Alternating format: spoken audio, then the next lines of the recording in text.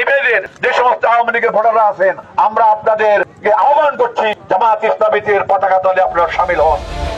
যারা সন্ত্রাসবাদ করেননি, চাঁদাবাজি করেননি, ক্লিন ইমেজে সে সমস্ত আওয়ামী লীগ ভোটারদের জামায়াতে ইসলামীর পতাকা তলে শামিল হওয়ার আহ্বান জানায়।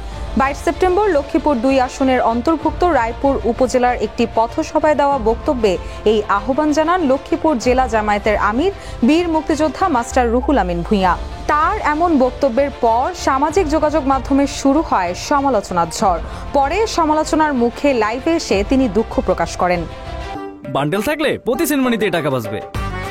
বিকাশ সেনমানি বান্ডেল কিনে জিতুন প্রতি লেনদেনে। লাইভে তিনি বলেন, গতকাল একটি পথসভায় বক্তৃতা দেওয়ার সময় জামায়াতে যোগ দেওয়ার প্রসঙ্গে ক্লিন ইমেজের আওয়ামী লীগ শব্দটি আমি ব্যবহার করেছিলাম।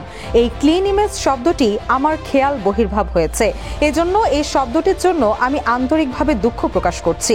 এ সময় তিনি আরো বলেন, আমরা ফ্যাসিবাদ বিরোধী আন্দোলনে ছিলাম, আছি এবং থাকব ইনশাল্লাহ।